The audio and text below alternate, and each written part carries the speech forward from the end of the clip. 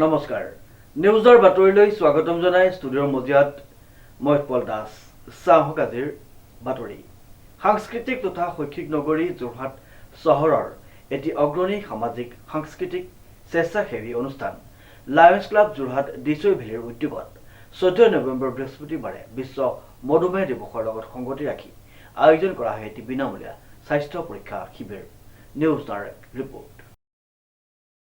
বিশ্ব মধুমেহ দিৱসৰ লগত সংগতি ৰাখি লায়ন্স ক্লাব যোৰহাট ডিচৈ ভেলীয়ে গত 14 নৱেম্বৰত এলানি বিনামূলীয়া স্বাস্থ্য শিবিৰ আয়োজন কৰে। শিবিৰটি আনুষ্ঠানিকভাৱে মুকলি কৰে ক্লাবৰ সভাপতিয়ে লায়ন পিডিজি সত্যজিৎ বৰুৱাই মধুমেহ ৰোগৰ সম্পৰ্কে চমু বক্তব্য আগবঢ়ায়।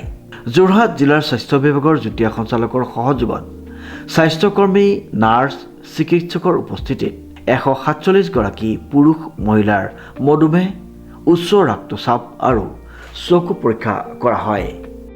লগতে প্ৰয়োজন হোৱা ঔষধ বিনামূলীয়াকৈ বিতৰণ কৰা হয় উক্ত অনুষ্ঠানতেই। উল্লেখযোগ্য যে প্ৰতি বছৰে লায়ন্স ক্লাব যোৰহাট ডিচৈ ভেলীয়ে 14 নৱেম্বৰ দিনটো এনে শিবিৰৰ আয়োজন কৰি বহু অৰ্থনৈতিকভাৱে পিছপৰা শ্ৰেণীৰ ৰাইজক সেৱা আগবঢ়াই আহিছে।